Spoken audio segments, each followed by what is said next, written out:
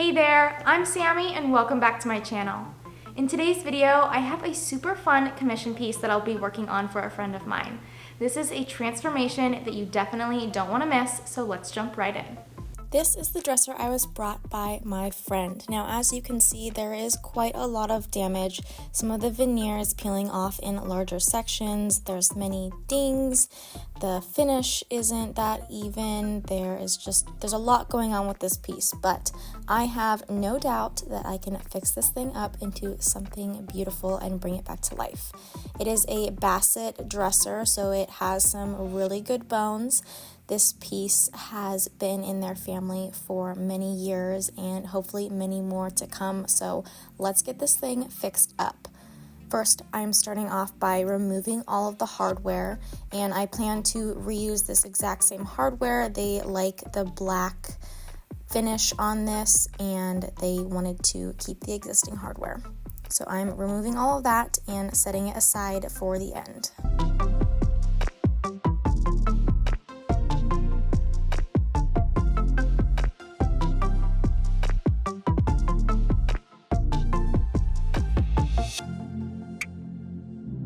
I recently got this sander as a birthday gift and I am just so excited, so I have to test it out. It is the Festool sander. It's similar to the Surf Prep, but this one is just a little bit different. It has some different features, but I had to give it a try and it just works amazing. I was having so much fun with it, but it's not necessarily made for large areas like this. I just wanted to see how it worked and I got really excited over this. But I did use it on these edges here because this is square and it's much easier to get to than my orbital sander. I did end up switching back to my orbital sander for the rest of the dresser just because the orbital sander is going to be a lot more powerful and it's going to remove this old finish much quicker than the Festool sander would.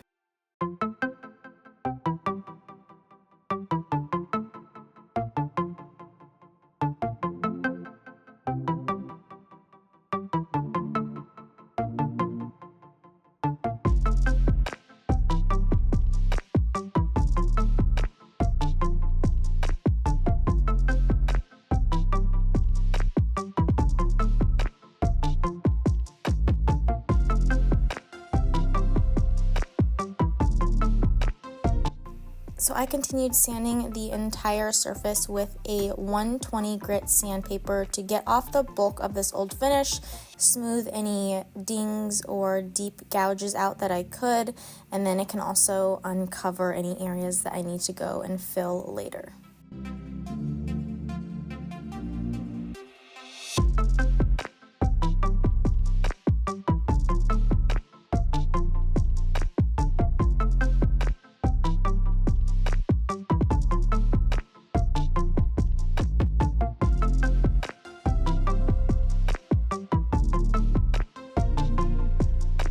Next, I mixed up some all-purpose Bondo to go ahead and fill these larger areas that needed to be fixed. There was quite a few little areas that were just missing a whole section of veneer, and Bondo is a really good quick fix for this. So I just mixed up a decent amount and began filling all over the dresser. I always make sure to apply more than I'm going to need because I can always sand the excess off later, but I want to make sure I'm getting these areas filled good and well.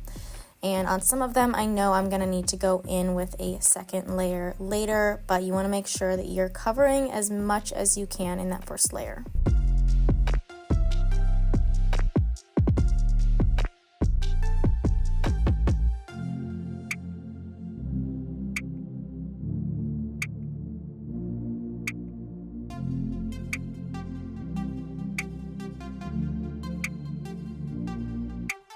And then I started sanding all of the drawer faces. So I was trying to keep the veneer intact on these drawer faces, and the plan is to repair this large chunk of veneer here, so you guys will get to see how I do that. But the plan for these drawers is to do a lighter whitewash on them, so we need this veneer to be in good shape. I started by removing this excess little sliver of veneer here so that I could go ahead and repair that later with one larger section of veneer. A lot of it in this section was already peeling up, and this little sliver left was already lifted, so it was really easy to go in there with my putty knife and peel up the rest of it.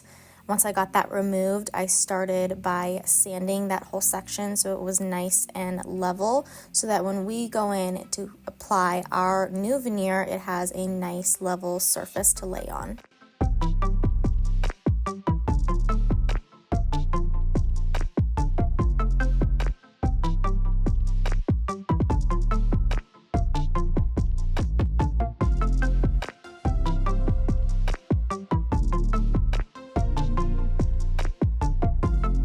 I'm still using that 120 grit sandpaper, and I want to be careful not to burn through areas as much as I can. So I started noticing that it was happening pretty easily in some sections, so I just got the bulk of that old finish off with the 120 grit, and then later on I will go back in with a 220 to remove the rest of that finish and smooth everything over so we can do our whitewash later on.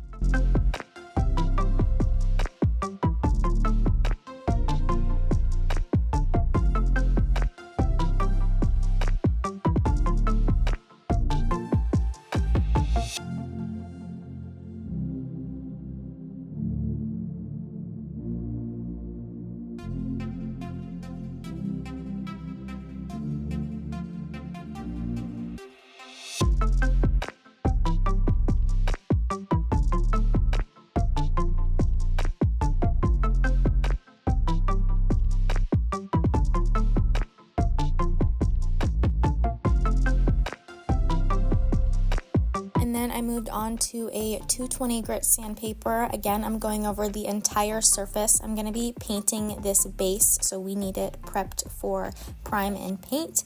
And then I also like to use a 220 grit when I'm going over sections of Bondo that I have repaired, just because a 120 grit is a little more coarse and it tends to remove more than I would like, and that 220 grit is going to be a little more gentle and just remove as much as I would like.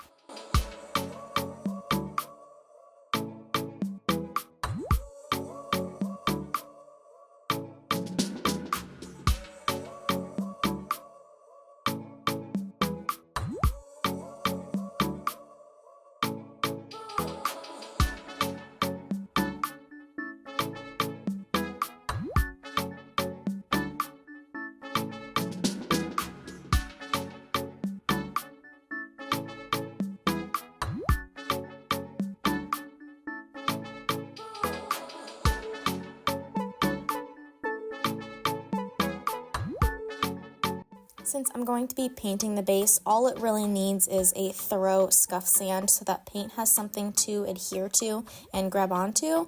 But there are some sections that were just a little uneven, so that sanding is going to even everything out as well, making sure that we can get a nice smooth finish when it comes time to paint.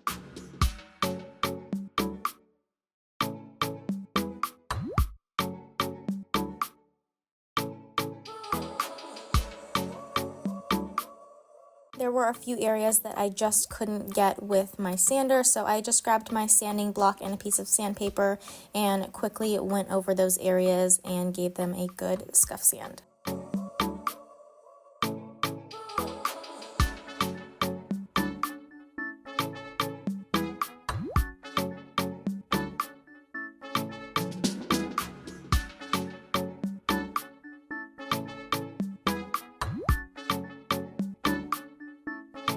Then, as always, I'm using my air compressor hose and spraying everything off, removing the majority of that dust.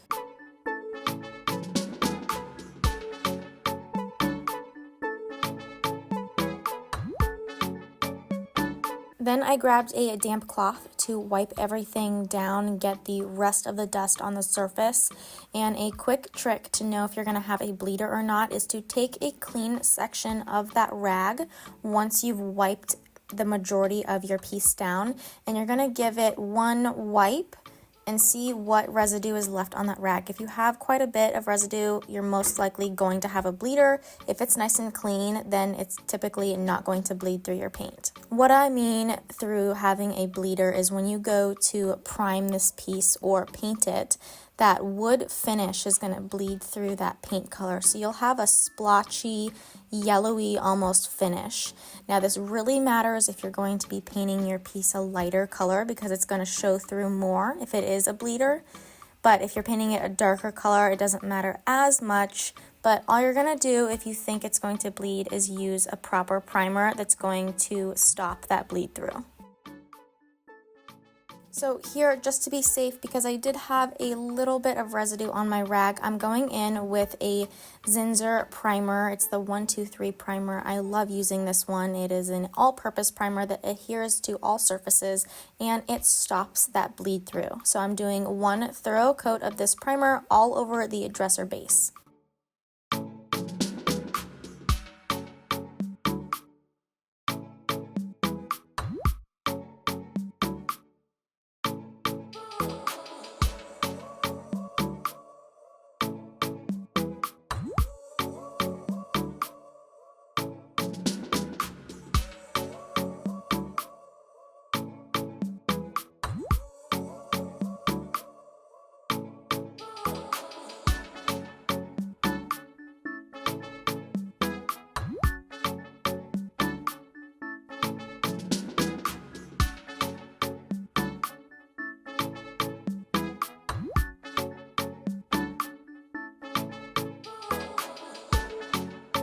Then I let that coat of primer dry and we're going in with another higher grit sandpaper. Sometimes I'll use a 220, especially if it's after the primer, and I'll just go over the entire surface, making sure everything is nice and smooth for our next coat of paint.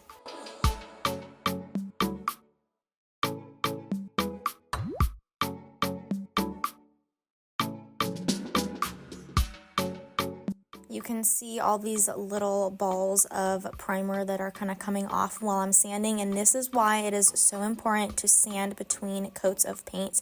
Otherwise, that would be stuck under our next coat of paint and give us an uneven finish and kind of a bumpy surface.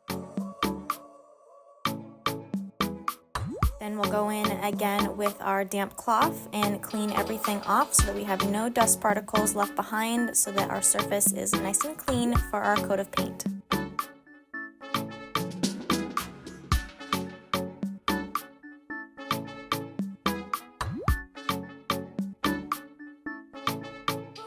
Now we're going in with our paint color, Creamy White by Behr, and I'm giving this 2 thorough coats. You can kind of see the color here. It was really bright out this day. You can see I have my sunglasses on, and this is a whiter piece of furniture, so it was a little bit blinding for me, and I was hoping that this camera would pick it up. You can mostly see it on the sides, but this is just a really natural light cream color. It's not too white, it's not really tan, it's just the perfect cream.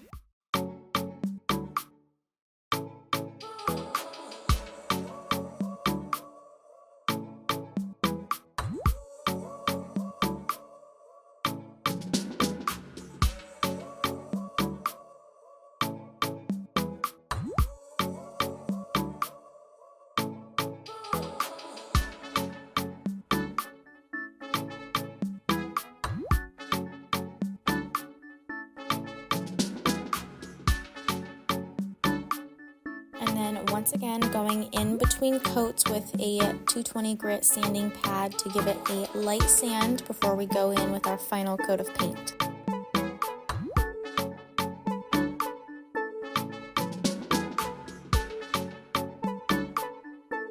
And then giving it a quick wipe down to make sure that we collect any dust left on the surface.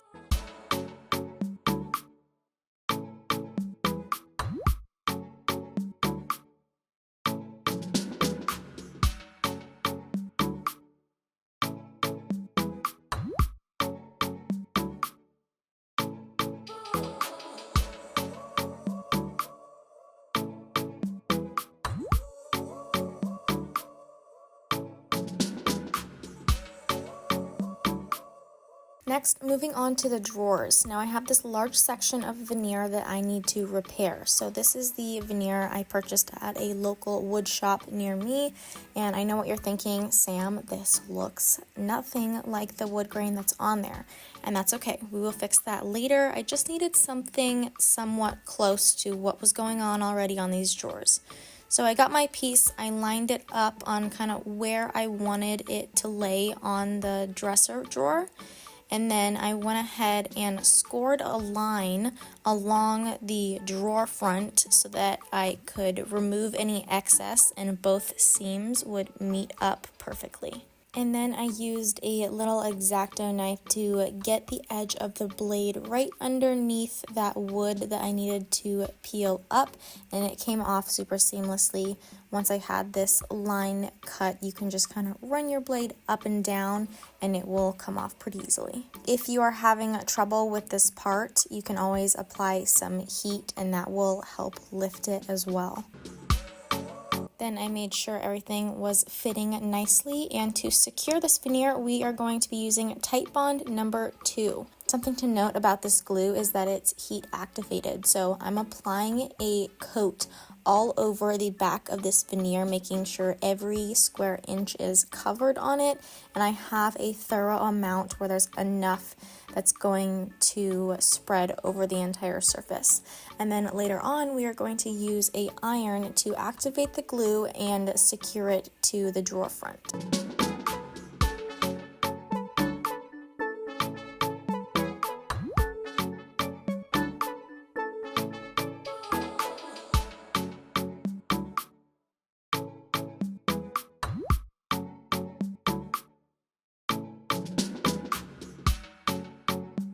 Then I'm lining it up exactly where I'd like it to be placed. And then I'm actually using what is a ski iron that you use to wax your skis or snowboards because I don't own a real iron, but anything will do. And then you want to make sure you have some sort of barrier. So I'm just using a rag here. It's completely dry. I laid that over the surface, and then you're going to move your iron up and down until the entire piece is nice and secure. You want to make sure that you're very thorough about this part because we do not want our veneer peeling later on over time. So I spent a lot of time here going up and down the entire length of this veneer.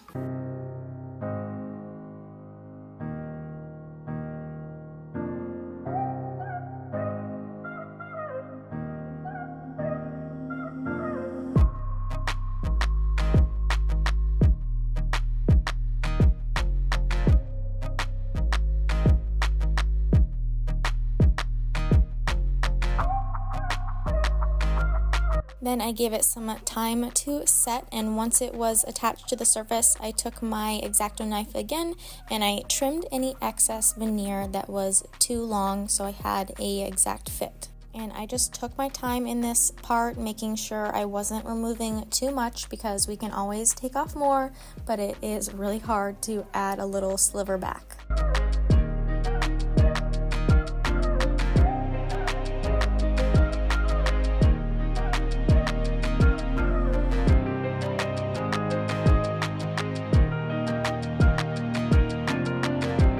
I grabbed my sanding block and went over the edges really quickly so that they were nice and smooth and lined up with everything else.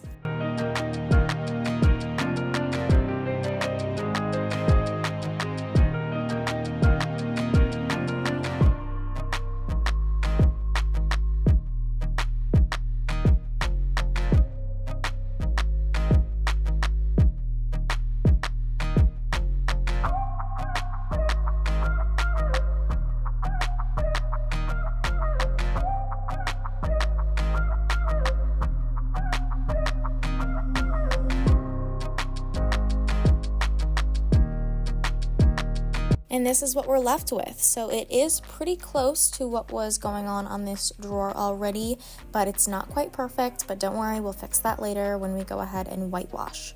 So I'm getting my mixture out, which is 2 parts water, 1 part paint. And I always like to do a little test section to make sure I have the right mixture, or maybe I need to add a little bit more paint. So I just did a little test on the corner here, wiped that off, and I was liking it for the most part, so I went ahead and did a full coat on this one, and it was turning out really well. Keep in mind, this is always buildable, so start off with less than you think, and you can always add more paint or even more layers on the drawer fronts until you get your desired shade.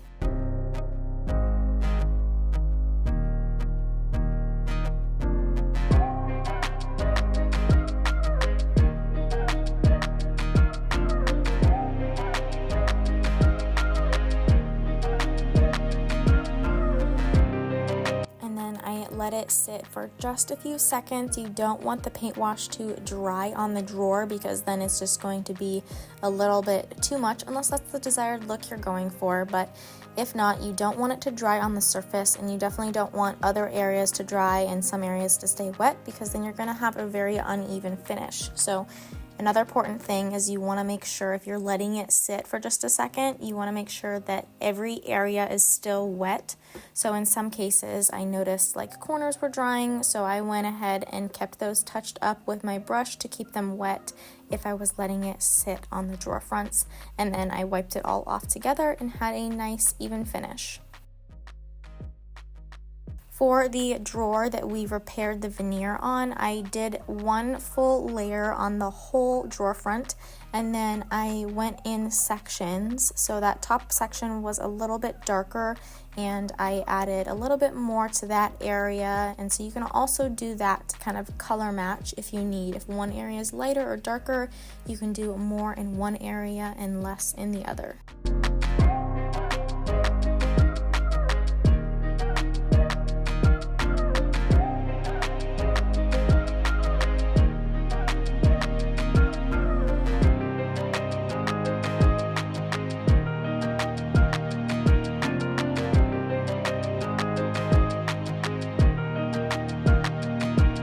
I just kept up with this process, applying a layer, letting it sit, wiping it off, and I did this until I had a desired look across all of my drawer fronts. For me, this was a little bit too bright, and for the look that my friend was going for, it was too much, so I decided to go over it with a light golden wood stain, and this gave it the perfect tone. So it looks a little scary here and a little dark, but once it was applied all over the surface and smoothed out, it was the perfect shade.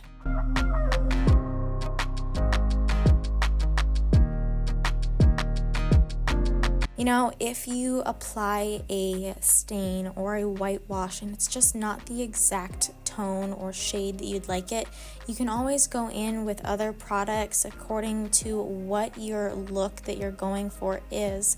So I wasn't liking how white this was, so I just went in with a lighter stain, and it gave it the perfect warmth that I was looking for.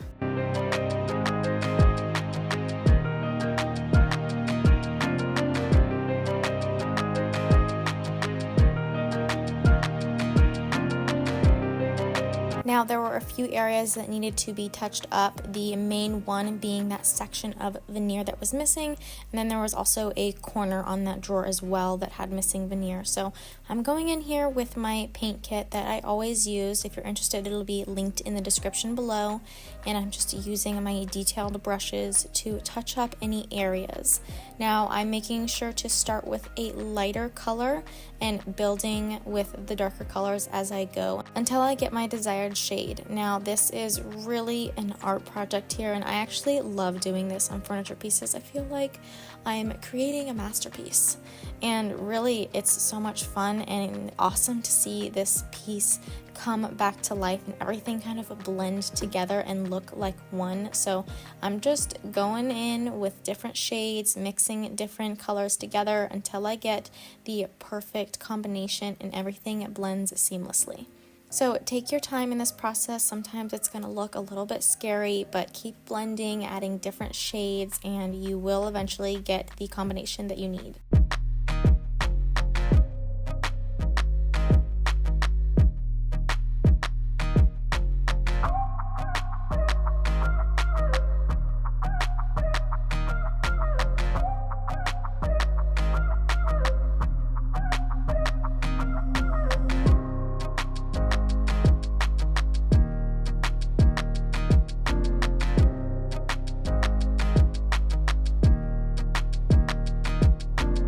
Then we are giving everything a thorough top coat. I'm going in with a polyurethane sealer in a satin finish, and I'm going over the entire surface. I put the drawers back in so that I could spray everything at once, and I'm making sure that every inch gets covered. Now you can see here as I start to spray the front, it gets a little splotchy and other areas stand out more than others. And that's just because it shows the areas that we touched up. But once everything dries, it will go back to the way it looked. Sometimes when you spray a polyurethane sealer on top, it kind of makes your finish a little bit uneven depending on what you have underneath. So trust the process and it will all dry seamlessly. And then it was time to get this thing inside and get that hardware put back on. So I told you in the beginning we were keeping that original hardware. So I'm grabbing that and adding that to all of the drawer fronts, and you can really see this piece come together. I am just amazed by this transformation and honestly amazed that I was able to do this. I had a lot of fun with this project, and the outcome is just blowing my mind every time I look at these photos and videos.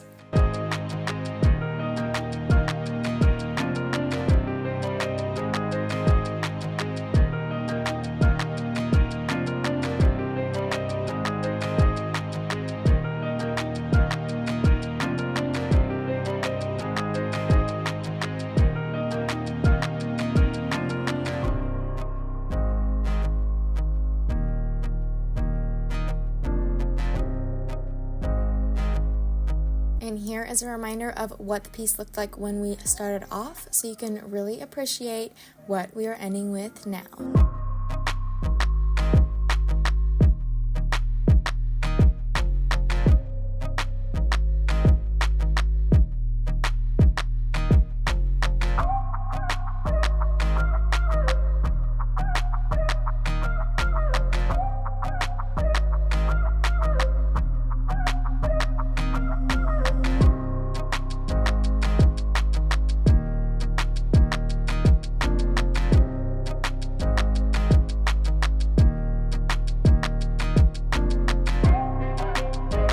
Thank you all so much for watching. I hope that you really enjoyed this video. I know I sure had a lot of fun transforming this piece and bringing my friend's vision to life. I love seeing all of your comments, so leave me some down below letting me know what you think of this piece or if you would have done anything different. But as for now, I'll see you in the next video. Bye!